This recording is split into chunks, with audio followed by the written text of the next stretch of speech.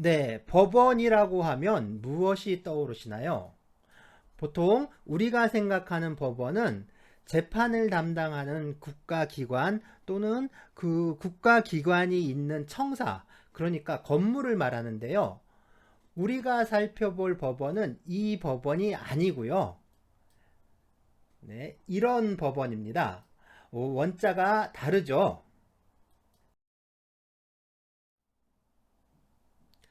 드넓은 강물인데요. 바다로 흘러가는 이 강물도 어디선가 발원한 곳이 있겠죠? 강물이 발원한 상류 계곡인데요. 강의 원천이라고 할 수 있겠죠. 법원 역시 법의 원천을 말하는데 법의 연원이라고 말합니다. 이 법의 연원이란 말을 줄여서 법원이라고 하는데요. 법원은 결국 법의 소스를 말합니다. 법원이란 법의 연원의 줄임말로서 법의 존재 형식 또는 법의 인식 근거를 말한다 라고 하는데요. 이게 무슨 말일까요?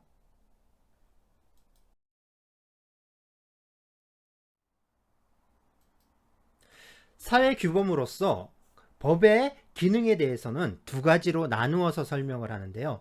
하나는 일반 시민들이 사회생활을 하면서 이렇게 행동해야 한다라고 강제하는 행위 규범으로서의 역할이 있고요. 다른 하나는 법관이 재판을 할 때 재판에 적용하는 근거법으로서 재판 규범으로서의 역할이 있습니다. 법원의 문제는 행위 규범보다는 재판 규범의 문제라고 할 수 있죠. 재판이 법관의 자의적인 판단이 아니라 법의 근거에서 이루어져야 한다라는 것은 법치주의의 당연한 요청이라고 할 수 있는데요. 법관은 재판에 적용할 법 규정을 찾고 이를 재판의 원인이 된 사실관계에 적용함으로써 올바른 판단을 내려야 합니다. 결국 법이란 법관이 재판 과정에서 법이라고 인식한 것을 말하는데요. 그러면 이게 무엇이냐 하는 문제죠.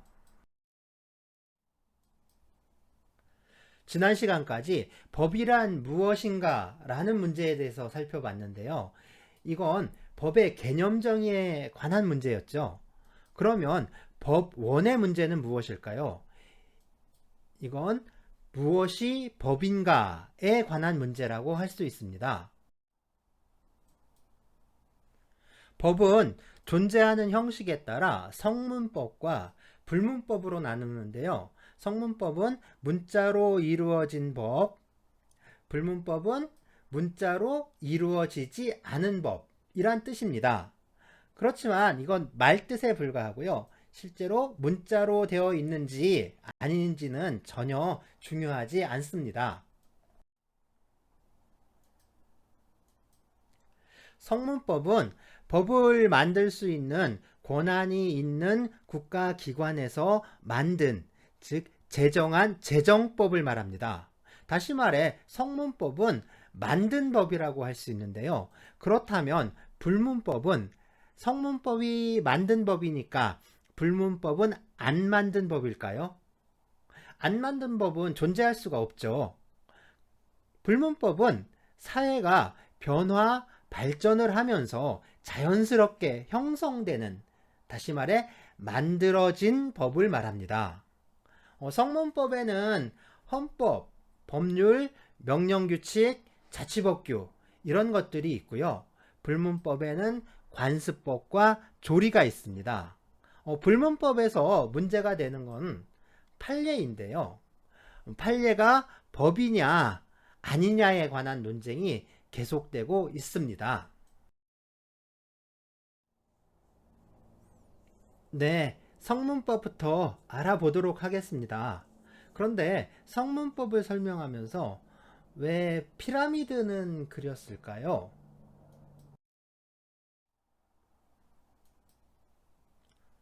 성문법에는 헌법, 법률, 명령 규칙, 그리고 자치법규가 있습니다. 성문법을 피라미드를 그려서 설명하는 것은 이 헌법의 양이 가장 적고 법률은 그 다음에 명령규칙은 좀 더 많고 자치법규는 아주 많은 그 양이나 수를 나타내기 위한 것은 아니고요. 즉 헌법과 법률과 명령규칙, 자치법규 사이에는 어떤 등급이 있다라는 것을 알려주기 위함입니다. 그래서 위쪽에 있으니까 윗상자를 써서요. 위로 가는 것을 상위법, 아래는 하위법이라고 합니다. 법은 상위법과 하위법으로 나눌 수 있다고 했는데요. 상위법과 하위법의 구별은 상대적입니다. 법률은 명령이나 규칙보다는 상위법이지만 헌법보다는 하위법의 지위에 있습니다. 상위법과 하위법이 있을 때 상위법은 하위법에 우선하여 적용됩니다. 또한 하위법은 상위법에 저촉될 수 없는데요. 이것을 상위법 우선의 원칙이라고 합니다. 여기에서 주의할 점이 하나 있는데요. 상위법 우선의 원칙은 일반적인 법원칙이라고 할 수 있습니다. 그런데 특별한 경우에는 예외가 존재하겠죠. 노동관계에서는 상위법과 하위법이 있을 때 항상 상위법이 하위법에 우선 적용되는 것은 아니고요. 비록 하위법일지라도 노동자에게 더 유리한 조건을 규정하고 있다면 하위법이 상위법에 우선하여 적용될 수 있거든요. 이것을 유리한 조건 우선의 원칙이라고 합니다. 네, 성문법에 대해서 살펴볼 건데요. 먼저 헌법입니다. 헌법은 법령 중에서 가장 높은 데 위치한 상위법이죠. 헌법을 하위법으로 하는 상위법은 존재하지 않습니다. 그래서 헌법은 최상위법, 최고법이라고 할 수 있죠. 네, 헌법은 영어로 constitution이라고 하죠. 네, constitution은 constitute라는 동사에서 왔는데요. 네, 이 constitute는 무언가를 구성하다, 조직하다 라는 뜻인데요. 이 구성하다, 조직하다의 명사형이 constitution, 헌법이라면 그럼 헌법이라는 법은 무언가를 구성하거나 조직하는 법이지 않을까요? 헌법이 무언가를 구성하는 법이라고 했을 때 헌법이 구성하는 게 무슨 산악회나 자전거, 모터바이크 동아리는 아닐 겁니다. 등산하자고 헌법을 만들지는 않았을 테죠. 그럼 헌법이 조직하는 건 무엇일까요? 헌법이 조직하는 건 국가겠죠. 우리나라 대한민국을 예로 들어봅시다. 대한민국은 언제 만들어졌을까요? 서기전 2333년 단군 황금께서, 근데 일반적으로 단군 할아버지라고 많이 하는데 단군이 할아버지였을지 할머니였을지는 잘 모르죠. 요즘 갑자기 단군 할머니였을지도 모르겠다 하는 생각도 드는데요. 어쨌든 이 얘기는 언제 시간 날 때 다시 해보기로 하고요. 대한민국은 서기전 2333년 단군왕검께서 홍익인간의 이념으로 아사달의 도읍을 정하고 나라를 세웠을 때 건국되었다고 하시는 분들도 계세요. 미리 결론부터 말씀드리자면 참 얼토당토하는 얘기입니다. 먼저 홍익인간은 단군의 건국 이념이 아니라 환웅천왕이 신시를 열었을 때 신시의 이념입니다. 또 단군왕검이 세운 나라는 대한민국이 아니라 조선이었죠.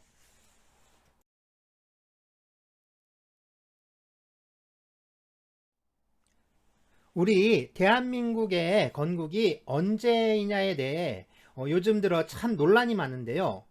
해방 이후로 보든 3.1운동이 일어난 1919년으로 보든 간에 일단은 현 정부, 그러니까 대한민국 정부가 수립한 날을 기준으로 해서 살펴보겠습니다. 네, 대한민국 정부가 수립된 날은 1948년 8월 15일이죠. 이날은 광복절, 그러니까 우리가 1945년 일제로부터 해방된 날이면서 동시에 1948년 정부가 수립된 날입니다. 그런데 제헌절은 언제인가요? 제헌절은 헌법을 제정한 날이란 뜻인데요. 7월 17일이죠. 예전에는 공휴일이었는데 지금은 공휴일은 아니죠. 우리 헌법이 제정된 날은 1948년 7월 12일입니다. 7월 17일은 헌법이 공포된 날이고 이후 헌법 제정을 기념하는 날이 된 거고요. 제정일은 1948년 7월 12일입니다. 1948년 5월 10일 초대 국회의원 총선거가 있었습니다. 북한을 빼고 남한 지역만을 대상으로 했던 선거라서 말이 참 많았었는데요.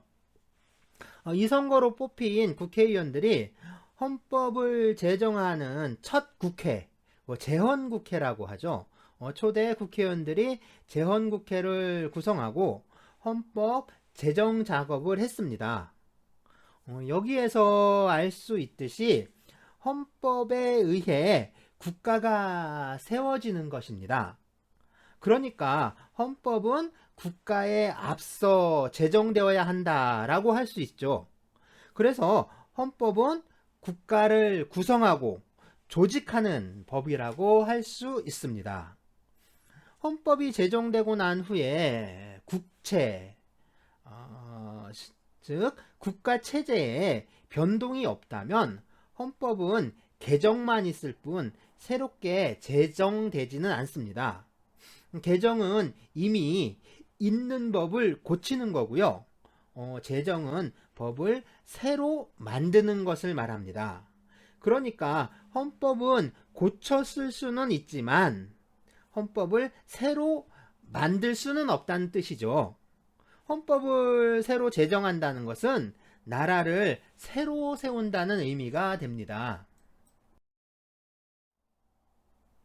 참고로 우리 임시정부의 경우 1919년 4월 11일 의회에 해당하는 임시의정원을 소집해서요. 헌법이라고 할 수 있는 그 임시정부 헌장을 제정하고 임시정부의 구성에 대해서 논의를 합니다. 그리고 4월 13일에 대한민국 임시정부의 수립을 선포하는데요. 1948년에 제헌국회 소집, 헌법 제정, 정부 수립으로 이어지는 것처럼 임시정부 역시 임시의정원 소집, 헌장 제정, 임시정부 선포의 순서로 이루어졌습니다. 한 가지 더 중요한 사실이 있는데요. 임시정부가 수립된 1919년을 대한민국 원년으로 삼았는데요. 1948년 정부가 수립되었을 때 우리 정부도 대한민국 30년이라는 연호를 사용했습니다. 이승만 초대 대통령을 건국의 아버지라고 하면서 1948년에 대한민국이 건국되었다고 주장하시는 분들, 하지만 이승만 대통령은 1948년을 대한민국 30년이라는 연도로 표현해서 대한민국이 1919년에 건국되었다고 여겼다는 사실입니다.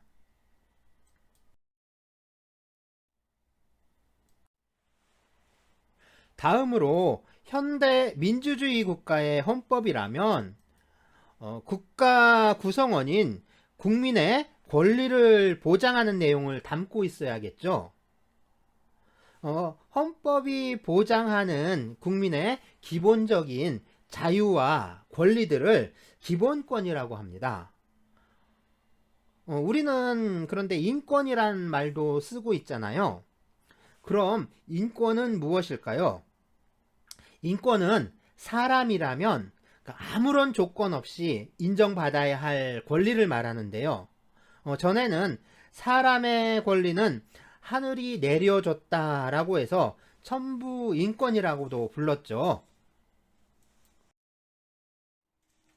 그래서 헌법은 국가의 근본법으로서 국가를 구성하는, 다시 말해서 국가의 통치 조직과 작용, 국가기관 상호 간의 관계를 규정하고요. 국민의 기본권을 보장하는 그 나라의 최고법을 말한다 라고 할 수 있습니다. 우리나라 제헌헌법인데요. 1948년에 제정된 헌법입니다. 대한민국 헌법이라고 되어 있지요. 우리 헌법의 정식 명칭은 대한민국 헌법입니다.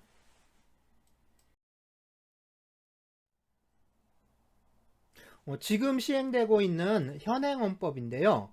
전에는 육공화국 헌법이라고 했는데 요즘은 1987년에 개정되었다고 해서 87년 헌법이라고 많이 부르고 있습니다. 여기도 대한민국 헌법이라고 되어 있죠. 다음에 우리 헌법이 1948년 7월 12일 제정돼서 1948년 7월 17일 공포되었다고 나와 있습니다. 우리 헌법은 제정된 후 1952년 7월 7일부터 9차례에 걸쳐 개정되었다는 것을 알 수 있죠. 그리고 현행 헌법은 1987년 6월 항쟁이 있은 후 그해 10월 29일 개정되었습니다. 헌법에 대해서 살펴보고 있는데요. 헌법 조문을 하나도 안 보고 넘어갈 수는 없겠죠. 헌법 제1조라도 읽어보도록 합시다. 대한민국은 민주공화국이다. 대한민국의 주권은 국민에게 있고 모든 권력은 국민으로부터 나온다. 그리고 제2조에는 대한민국의 국민이 되는 요건은 법률로 정한다 라고 나오는데요. 네, 여기서 퀴즈입니다. 헌법 제1조 제2항에서 말하는 국민과 제2조에서 말하는 국민은 모두 서로 같은 국민일까요? 아니면 다른 국민일까요? 헌법 제1조 제2항에 국민이 2번 나오고 제2조에 국민이 1번 나옵니다. 그러니까 국민이 3번 나오죠. 앞에서 나오는 순서대로 대한민국의 주권은 국민에게 있고의 국민이 첫 번째 국민, 모든 권력은 국민으로부터의 국민이 두 번째 국민, 제2조 대한민국의 국민이 되는의 국민이 세 번째 국민입니다.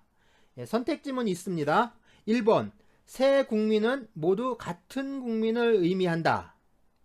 2번 새 국민은 모두 다른 국민이다. 3번 첫 번째 국민과 두 번째 국민은 같고 세 번째 국민은 다르다.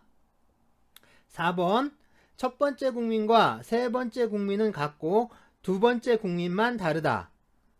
5번 첫 번째 국민이 다르고 두 번째, 세 번째 국민은 같다. 네, 출석 인증 퀴즈, 일종의 과제입니다. 손가락으로 정답 번호를 표시하는 셀카를 찍어서 일주일 이내에 단톡방에 게재하시면 됩니다.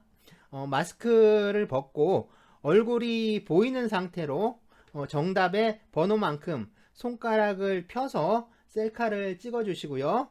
1번이나 2번을 선택했을 때는 주의하세요. 욕처럼 보인다면 감점할 수도 있습니다. 단톡방에 올릴 때 출석 인증이니 과제 제출이니 이런 말 써서는 안 되고요. 관련 없는 다른 어떠한 문구도 허용되지 않습니다. 뭐 예를 들어 인사말 같은 것도 쓰면 안 되고요. 이모티콘 당연히 안 됩니다. 오직 셀카로 찍은 사진 한 장, 그 딱 한 장만 올려야 됩니다. 다른 사람에게 알려봐야 제출자가 많아져서 본인한테 불리해지니까 다른 사람에게는 그냥 알리지 말고 조용히 자기 사진만 올리세요. 본인의 얼굴이 안 나오면 출석 인증으로 인정되지 않는다는 점, 사진을 지워도 된다고 할 때까지는 삭제할 수 없다는 점, 그리고 무엇보다 꼭 단톡방에 올려야 한다는 점, 답은 펴진 손가락의 개수로 표시한다는 점 등에 주의하시고요. 왜 그 정답을 골랐는지 나중에 물어볼 수도 있습니다. 물론 안 물어볼 수도 있고요. 이 출석 인증을 성적에 직접 반영할 것인지 말 것인지는 아직 미정이지만 최소한 했는지 안 했는지, 그리고 제출 순서에 따라서 동점자 처리해서 우선권은 부여됩니다. 그리고 이 출석 인증은 학부 학생들을 대상으로 합니다. 그러니까 대학원 원우님들은 그냥 강의만 시청하시고 별도로 출석 인증을 하실 필요 없습니다. 자, 문제와 지문 다시 알려드릴게요. 대한민국 헌법 제1조 제2항은 대한민국의 주권은 국민에게 있고 모든 권력은 국민으로부터 나온다 라고 하고, 제2조는 대한민국의 국민이 되는 요건은 법률로 정한다 라고 규정하고 있습니다. 여기서 제1조 제2항 앞부분 주권은 국민에게 있고의 국민과 이 국민을 첫 번째 국민, 그 뒷부분 모든 권력은 국민으로부터의 국민이 두 번째 국민, 제2조의 국민이 세 번째 국민입니다. 여기서 말하는 새 국민은 같은 국민일까요? 아니면 다른 국민일까요? 지문 나갑니다. 1번, 새 국민은 모두 같은 국민을 의미한다. 2번, 새 국민은 모두 다른 국민이다. 3번, 첫 번째 국민과 두 번째 국민은 같고 세 번째 국민은 다르다. 4번, 첫 번째 국민과 두 번째 국민은 같고 4번, 첫 번째 국민과 세 번째 국민은 같고 두 번째 국민만 다르다. 5번, 첫 번째 국민이 다르고 두 번째, 세 번째 국민은 같다. 네, 다시 말씀드리면 1번은 모두 같다입니다. 2번은 모두 다르다. 3번은 세 번째만 다르다. 4번은 두 번째가 다르다. 5번은 첫 번째가 다르다 입니다. 자, 선택하셨나요? 선택하셨다면 이 강의 영상은 잠깐 멈추고 먼저 출석 인증을 한 후에 다시 시청하는 게 좋겠습니다.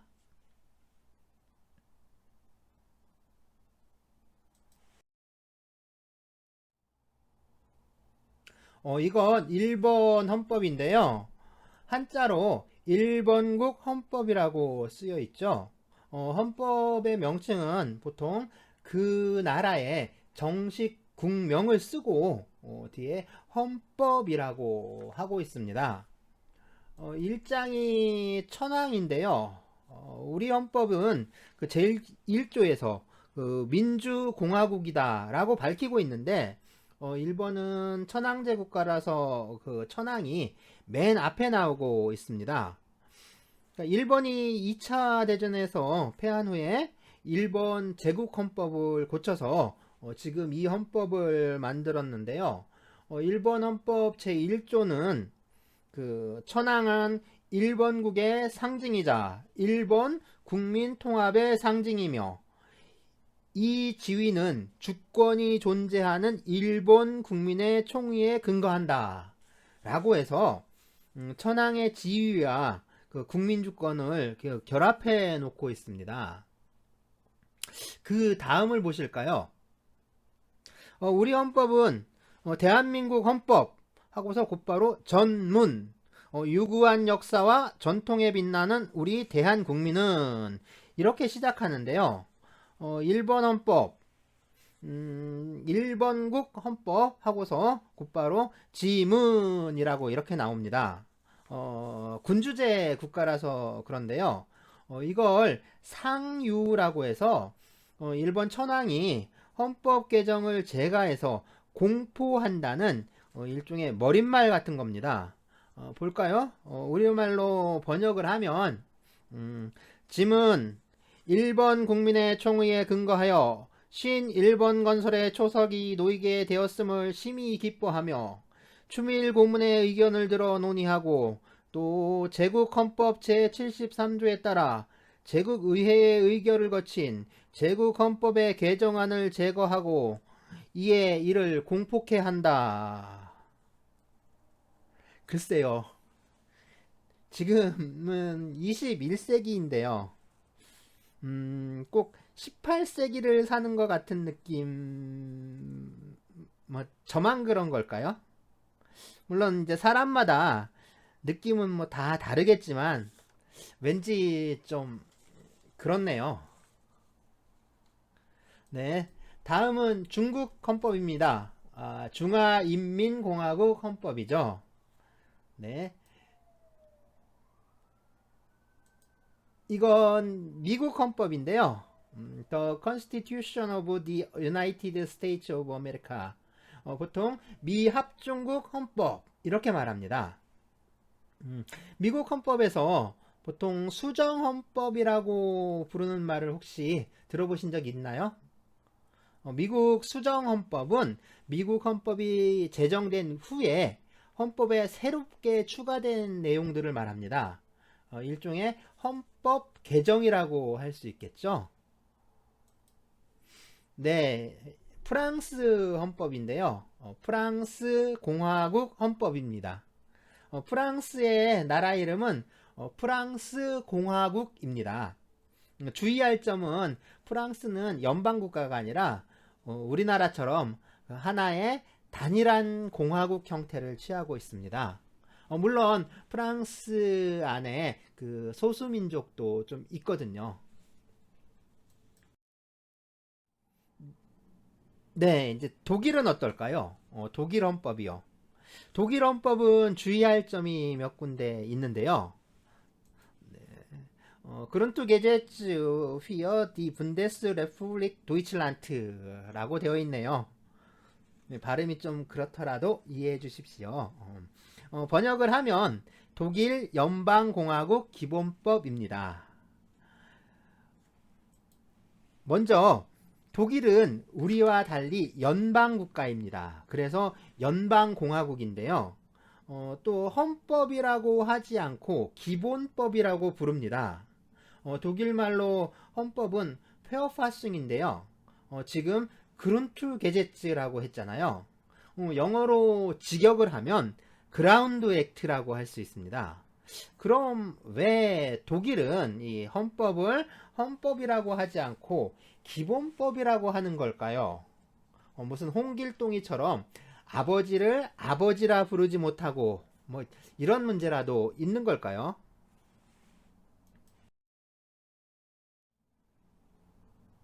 다들 알고 계신 것처럼 독일은 1차, 2차 세계대전을 일으켰던 나라죠. 2차 세계대전이 끝나고 그 승전국인 그 연합국은 당분간 독일을 분리해서 통치했는데요. 오른쪽 빨간 지역부터 시계 방향으로 소련, 미국, 영국, 프랑스가 분할 통치를 했습니다. 2차 대전이 끝나고 미국과 소련을 중심으로 냉전 체제가 형성되잖아요. 그러다 보니까 독일도 연합국의 통치가 끝난 후에 하나로 통합되지 못하고요. 소련이 지배했던 동독과 미국, 영국, 프랑스가 지배했던 서독으로 분단이 됩니다. 그래서 동독은 독일 민주공화국, 서독은 독일 연방공화국이 되었는데요.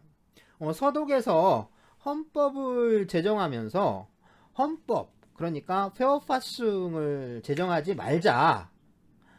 페어파숭은 우리 독일이 통일된 이후에 제정하자 라고 하고요.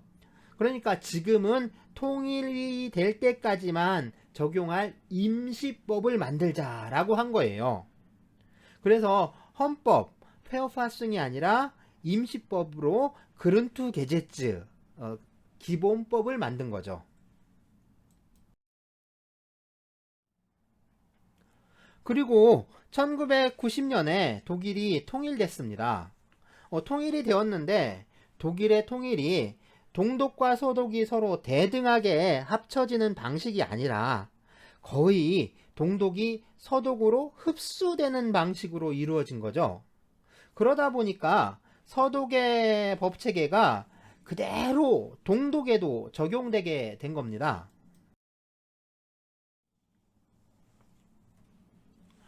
원래는 통일과 함께 그 동서독에 다 적용될 통일 헌법을 만들려고 했는데 흡수 통일이 되다 보니까 서독의 기본법이 그냥 동독에까지 적용되게 된 거죠. 그리고 그 기본법을 계속 헌법으로 쓰고 있는 겁니다. 결국 독일은 헌법의 명칭이 기본법이다 라고 할 수 있겠죠.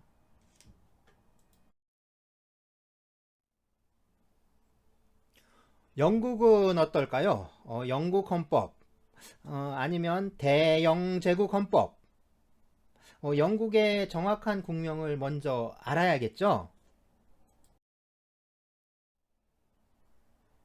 영국은 잉글랜드, 웨일즈, 스코틀랜드와 그 북아일랜드의 연합국가입니다. 잉글랜드와 웨일즈, 스코틀랜드가 있는 섬, 영국 본토라고 할 수 있겠죠?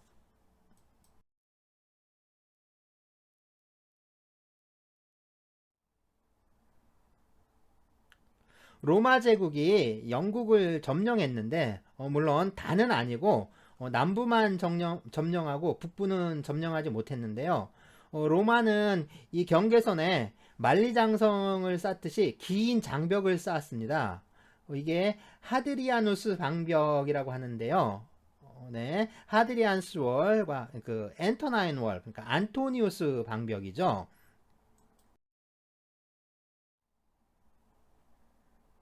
로마는 이 방벽의 남쪽을 지배했는데 이 지역을 브리타니아라고 불렀습니다. 브리타니아 들어본 적 있는 것 같지 않나요? 그리고 방벽의 북쪽 스코틀랜드와 잉글랜드의 북부 그 일부를 그 칼레도니아라고 불렀습니다.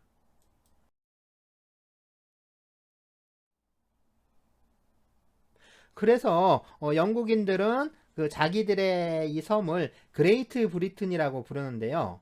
영국의 정식 명칭은 그레이트 브리튼과 북 아일랜드 연합 왕국입니다.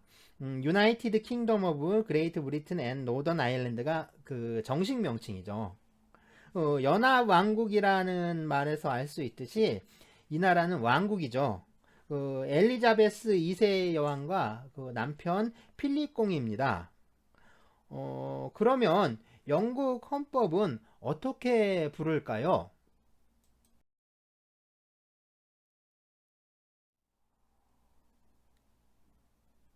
결론을 말하면 우리가 생각하는 그런 헌법은 없습니다. 영국에는 헌법이 없거든요. 우리식의 그 성문법으로 제정된 헌법이 없다는 뜻입니다.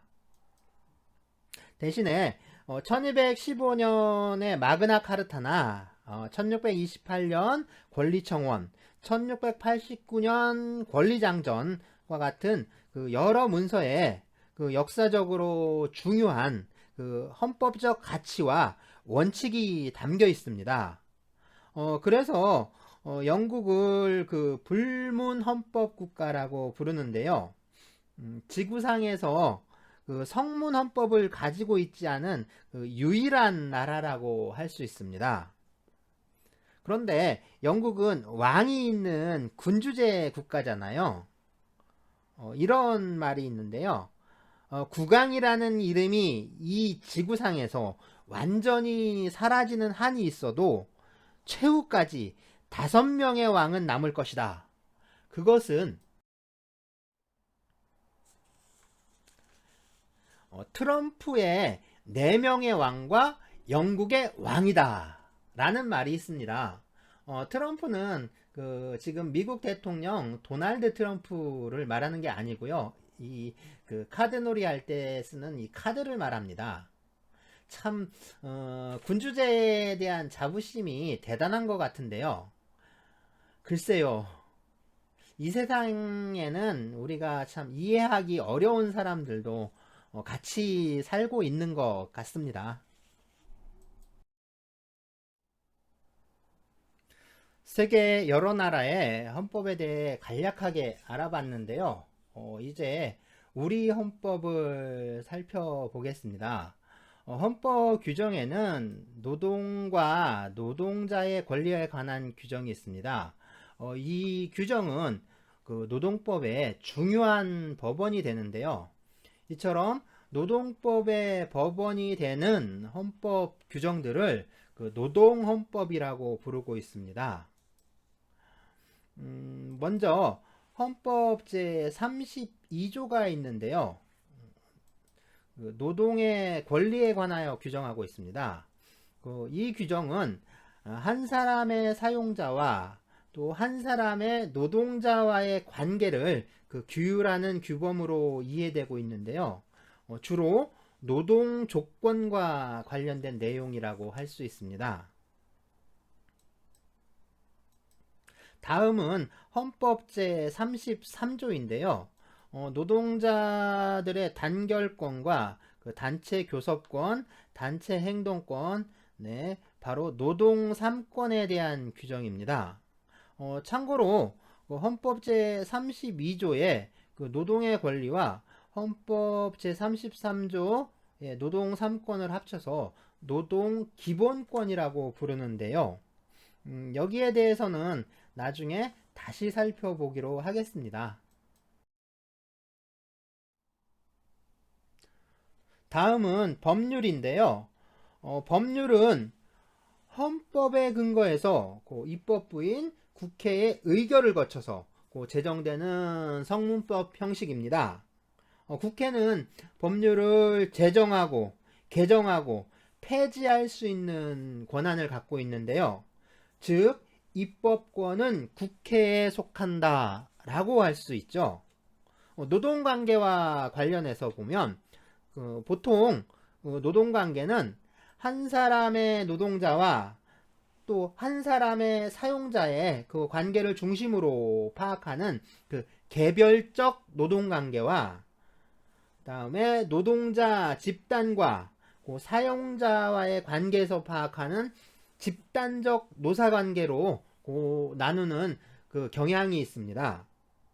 이때 개별적 노동관계에서 가장 기본적이고 원칙적인 법률은 근로기준법이라고 할 수 있고요.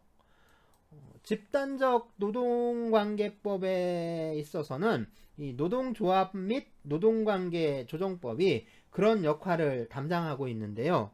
노동법의 이 체계를 나누는 것은 개별적 노동관계법, 집단적 노사관계법으로 이렇게 나눌 수도 있지만 노동조건법과 노동단체법 이렇게 나눌 수도 있습니다.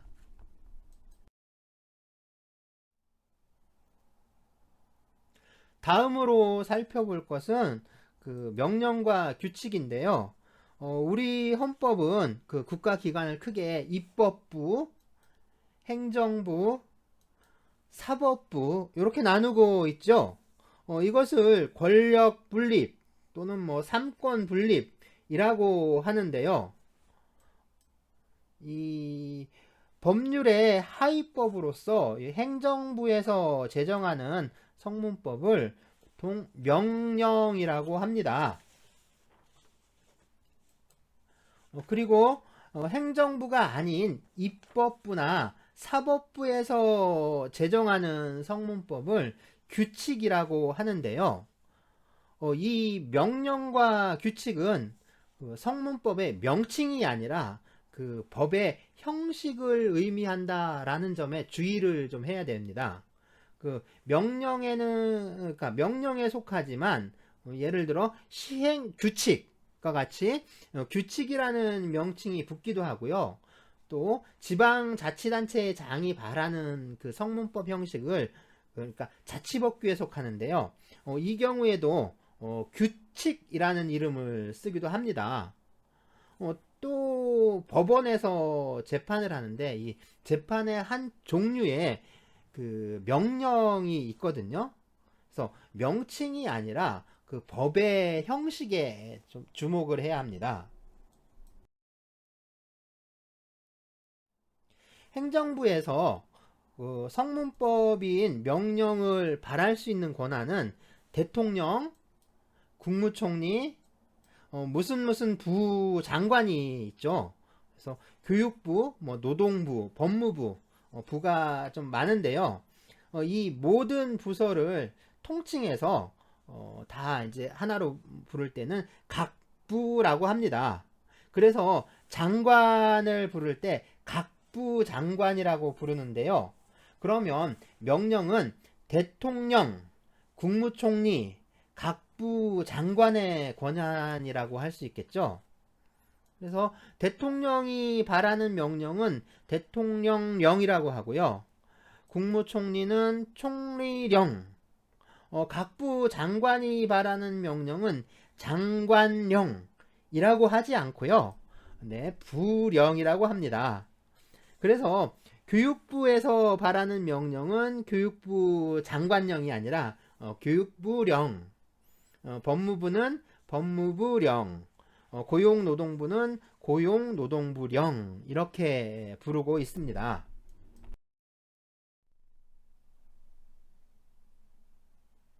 명령의 경우에 그 어떤 법률의 그러니까 위임을 받아서 그 법률의 시행과 관련된 세부적인 사항을 규정하는 이 시행령이 있고요.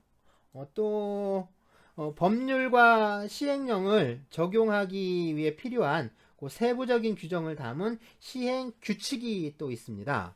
시행령의 경우에 대통령이 발하는 그 대통령령의 형태를 취하고 있고요. 시행 규칙의 경우에는 그 총리령이나 그 부령의 형태를 취하고 있습니다. 이 시행령과 시행 규칙의 그 법 형식을 그 명령이라고 할 수 있습니다. 다음은 그 규칙에 대해서 알아볼 건데요. 먼저 입법부인 국회에서 제정하는 그 의사와 그 내부 규율에 관한 국회 규칙이 있습니다. 국회 사무를 처리하기 위해요. 국회에서 제정하는 규칙들입니다.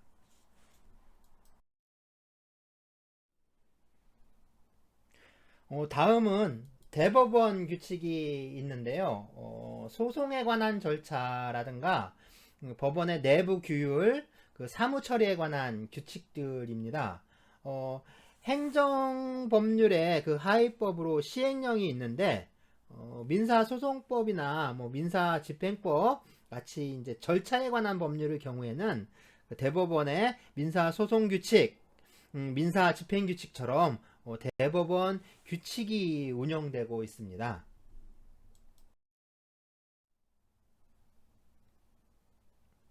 입법부나 행정부에 속하진 않지만요.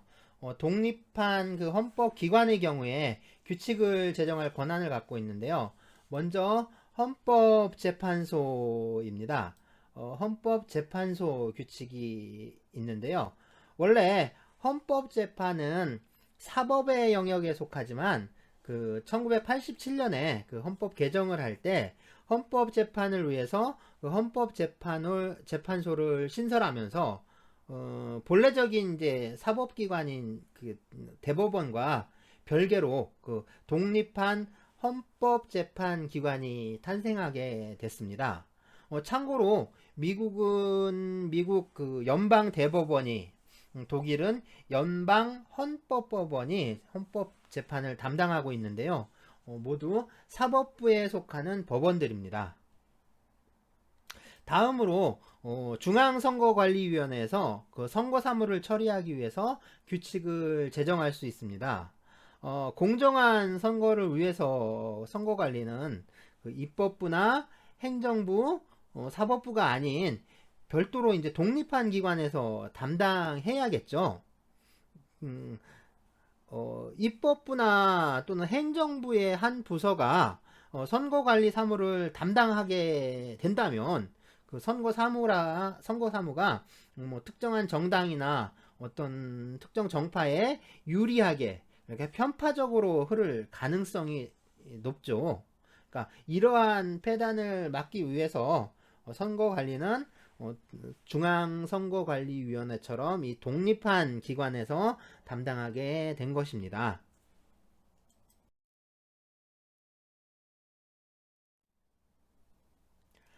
다음으로는 자치법규인데요.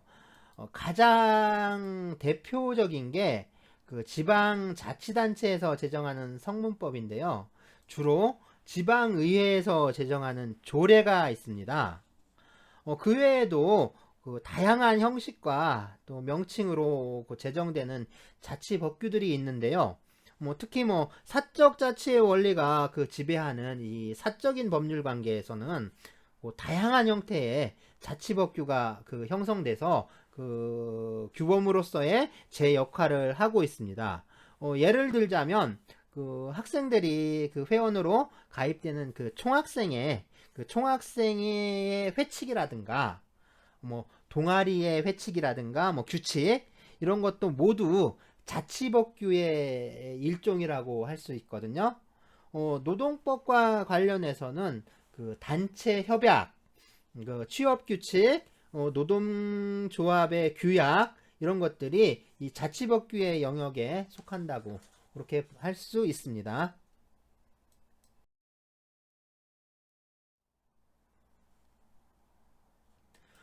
다음으로 살펴볼 것은 그 성문법의 구조 또는 구성 형식에 관한 내용인데요. 이 내용은 그 교과목의 내용과는 크게 상관은 없습니다. 다만 그 법이라든가 법학에 대해서 그 처음 공부하는 입문자들이 좀 어려움을 겪을 수 있는데 그런 것을 위해서 만든 보론이라고 할 수 있는데요. 만약에 법학을 전공했다거나 또는 법에 대해서 뭐 오래 학습을 했다면 모두 이제 쉽게 알 수 있는 내용들이니까요. 그런 분들은 생략해도 되는 내용입니다. 그리고 이제 보론에 해당하는 내용이니까 시험 범위에도 포함되지는 않습니다. 그렇지만 그 법과목을 그 처음 수강한다 하면 좀 필수적으로 알아야 할 내용들이기도 하고요. 또 이제 그 사회생활에서 상식으로도 좀 알아두면 좋은 내용들입니다. 성문법의 가장 기본적인 구성 요소는 조라고 할 수 있어요. 법이라고 하면 가장 먼저 떠오르는 게 제 몇 조 하는 조잖아요. 예문을 한번 보실까요? 민법 제3조 권리능력과 네, 그다음에 민법 제4조 성년 사람은 이렇게 되어 있는데 자, 모두 이렇게 조로 되어 있죠. 그런데 모든 성문법이 다 조로 구성되어 있는 건 아닙니다. 뭐 하나의 법률이 단 하나의 조문으로 구성되어 있다면 굳이 조를 나누지 않아도 되잖아요. 네, 한번 보시죠. 이건 노동절에 관한 법률인데요. 이 법률은 조문이 딱 하나라서 굳이 조를 나누지 않았습니다. 그러니까 제 몇 조 하는 거 없이 그냥 딱 규정 하나로 되어 있는 법률이죠. 그런데 법률, 그러니까 어떤 거는 무슨 무슨 법, 또 어떤 것은 무슨 무슨 법률, 하는데 이 법과 법률의 이름은 어떻게 붙이는 걸까요? 그리고 이 법과 법률 사이에는 무슨 차이가 있는 걸까요? 혹시 무슨 법과 무슨 법률이 효력면에서 차이가 있는 건 아닌지, 또는 법이 법률보다 더 높거나 우월한 것인지, 아니면 그 반대인지, 뭔가 이유가 있으니까 무슨 법, 또 어떤 건 무슨 법률, 이렇게 나눈 거라고 생각할 수도 있죠. 사실 이 법과 법률이라는 그 명칭 사이에는 뭐 어느 게 더 상위법이라거나 뭐 어느 게 더 우월하다거나 하는 건 전혀 없습니다. 둘 사이에는 아무런 차이가 없는데요. 법률의 명칭이 무슨 법 또는 무슨 법률로 이렇게 나누게 된 거는 그 앞에 오는 말의 품사가 명사냐 아니냐에 따라 그냥 다르게 붙인 것에 불과합니다. 그래서 앞에 그 명사가 오면 법이라고 하고요. 명사가 아니면 법률이라고 합니다. 민법, 상법, 형법, 근로기준법, 산업재해보상보험법. 자, 앞에 있는 말들이 명사죠. 그런데 민법이라고 할 때 이 민이라는 글자가 그 이제 단독으로 쓰이는 명사냐 이렇게 논란은 될 수가 있어요. 그렇지만 이게 오래전부터 관행적으로 써오던 법률 명칭은 그냥 명사로 보기 어렵더라도 그냥 법이라고 붙이는 경우가 있습니다. 대표적인 게 뭐 노동조합 및 노동관계 조정법이라고도 할 수 있는데요. 원래 노동조합법이라는 게 있고 노동관계 조정법이라는 그 두 개의 법률로 있었는데요. 이걸 하나로 통합한 겁니다. 그래서 노동조합 및 하는 이 밑이라는 접속사가 붙었는데 이건 하나의 명사로 보긴 어렵잖아요. 이런 경우에 정확하게 하자면 노동조합 및 노동관계 조정에 관한 법률이라고 해야 맞는데, 그러니까 오랫동안 관행적으로 노동조합법, 노동쟁이 조정법 뭐 이런 식으로 써왔으니까 그 관행적으로 써오던 명칭이 그냥 굳어져서 이런 경우엔 그냥 법이라고 붙인 거죠. 네. 남녀 고용 평등 및 일가정 양립 지원에 관한 법률. 네. 상당히 길죠. 기간제 및 단시간 근로자 보호 등에 관한 법률. 예, 기간제법이라고 하죠. 가족관계의 등록 등에 관한 법률. 이거 가족관계 등록법이라고 보통 줄여서 말하는데요. 자, 이런 경우에는 그 앞에 나오는 말들이 하나의 명사가 아니잖아요. 남녀 고용 평등 및 일가정 양립 지원. 그죠? 이건 거의 한 문장이라고 해도 되겠죠. 자, 이런 경우에는 법이 아니라 법률이라고 붙이는데요. 보통 그 무엇에 관한 법률이라고 붙이게 됩니다. 그래서 이 법과 법률 사이에는 무슨 효력의 차이, 뭐 우열의 차이 이런 게 있는 게 아니고요. 그냥 단순한 입법 형식의 차이일 뿐입니다.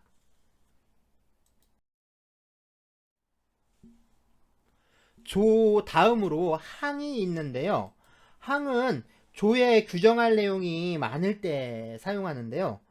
민법 제3조, 제4조는 조문이 하나였는데, 자, 민법 제2조는 제1항과 2항을 나누고 있죠.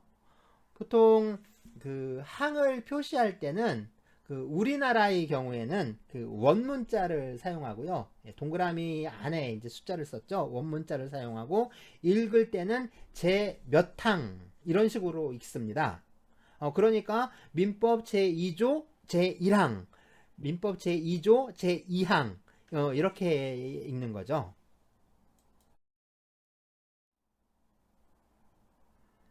다음은 호인데요. 호는 그 조나 항 안에서 그 여러 가지 사항을 열거할 때 사용합니다. 여기 보이시죠? 호를 표기할 때는 그 숫자를 쓰고 마침표를 찍습니다. 읽을 때는 제 몇 호라고 하고요. 이건 지금 근로기준법인데 근로기준법 제2조 제1항 제1호 제2호 제3호 제4호 이렇게 있습니다. 보이시죠?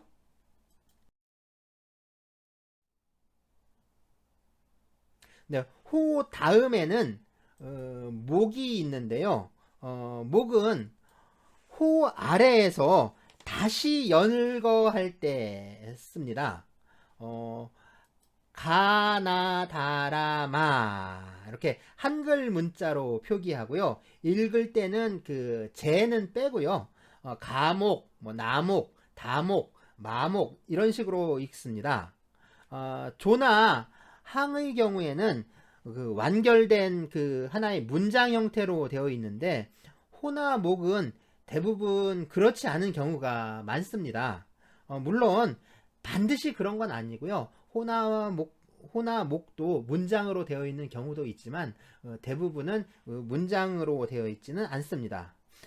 그런데 여기 주의 깊게 보셔야 할 게 가목의 경우인데요. 가목은 삭제하고서 2013년 4월 5일이라고 날짜가 적혀 있습니다. 이건 국회에서 그 법률을 개정하면서 그 원래 있던 규정을 빼버린 거였거든요. 즉 원래 있던 규정을 폐지해 버린 겁니다. 그러니까 감옥에 있던 규정이 폐지가 되면서 법조문에서 빠진 거죠. 조든 뭐 항이든 호든 목이든 이럴 때는 그 내용을 지우고요.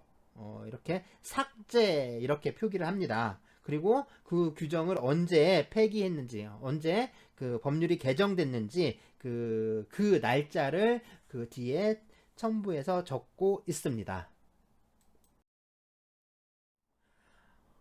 앞에서 법조문 봤을 때 그 조 번호와 그 조문 사이에 그 괄호를 치고 그 무언가 적어 놓은 걸 볼 수 있었는데요. 네, 민법 제 103조, 그 다음에 선량한 풍속 하는 이 중간에 그 괄호치고 반사회 질서의 법률 행위라고 쓰여 있잖아요. 이건 이 조의, 그러니까 민법 제 103조의 제목이라고 할 수 있는데요. 표제어라고 부릅니다.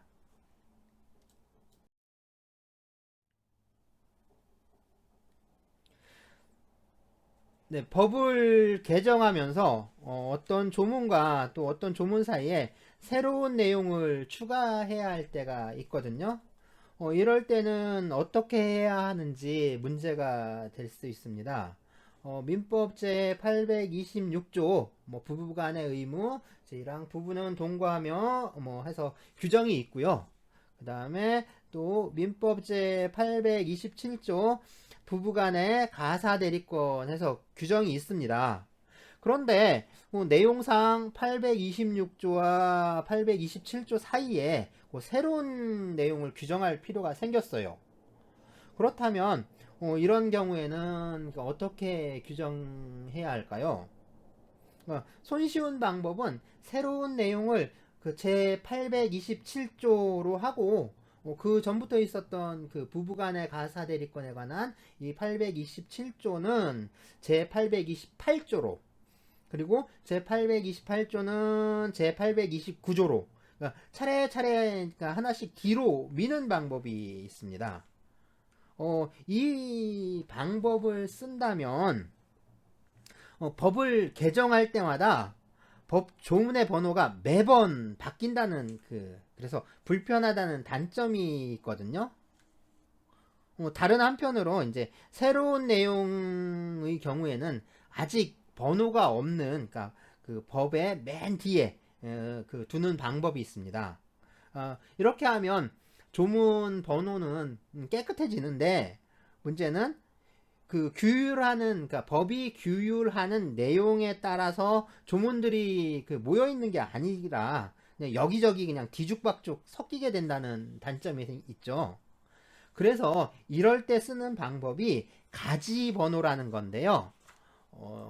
제 826조와 제 827조 사이에 그 새로운 내용을 규정하면서 그 조 번호는 앞에 있는 조 번호에 이어서 제 몇 조의 몇 이라는 형식을 취하는 방법입니다. 제 826조 다음에 제 826조의 2라고 해서 조문을 신설하고요. 그 다음에 또 이어서 쓰려면 제 826조의 3, 제 826조의 4, 제 826조의 5, 이런 형식을 사용하는 거죠. 가지 번호는 이 조나 호, 목 등에는 쓸 수 있는데요. 항에는 잘 쓰지 않습니다. 그러니까 그 제 몇 항의 2, 제 몇 항의 3 이런 방법은 거의 쓰지 않고요. 항의 경우에는 그냥 항을 하나씩 옮겨버립니다. 예를 들어서 1항과 2항 사이에 새로운 내용이 이제 들어가야 한다. 그러면 새로운 내용은 제 2항으로 하고 그 전에 있던 2항은 제 3항, 제 3항은 제 4항 이런 식으로 순차적으로 이제 밀어버리는 방법을 사용하고 있습니다.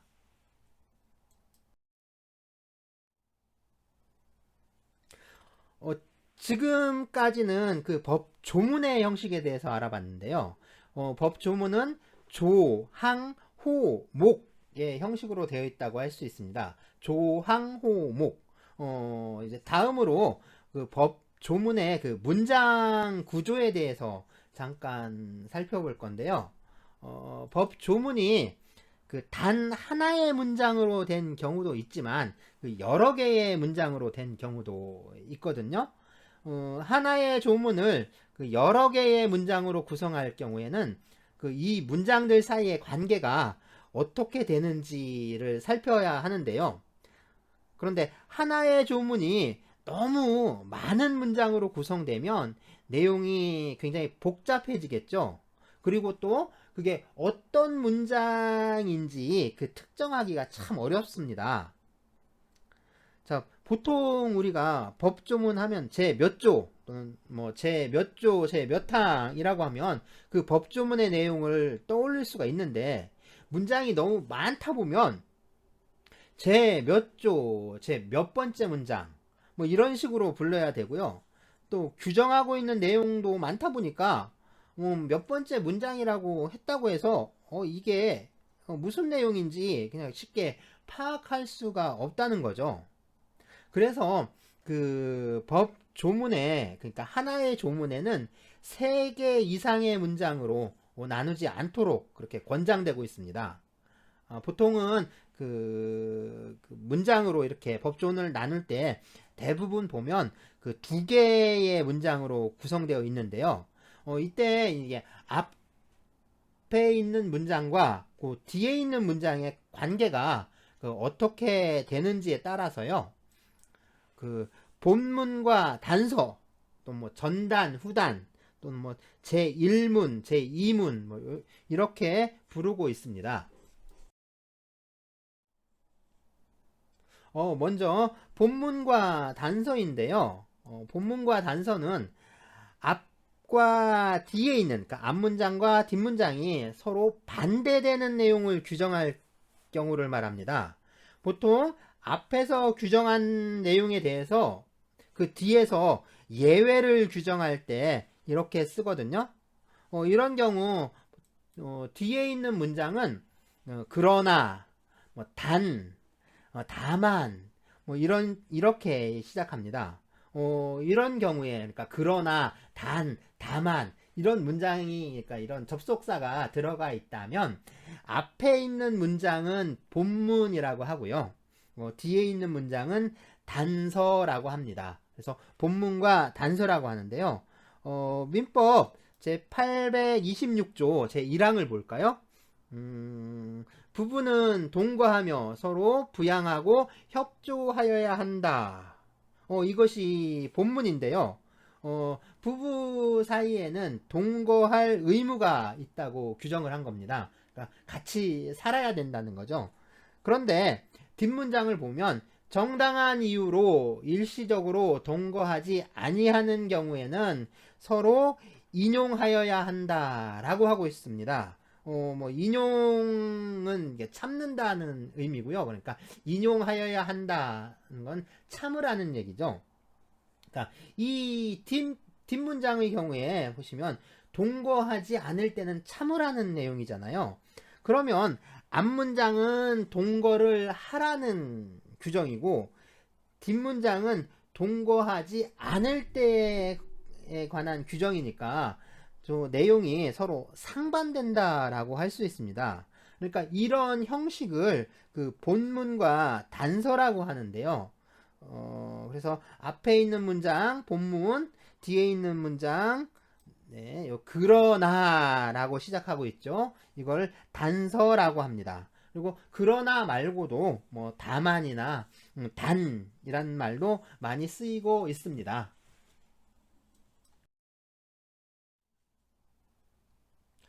다음으로는 그 앞문장과 뒷문장이 그 본문과 단서의 관계에 있지 않을 때입니다.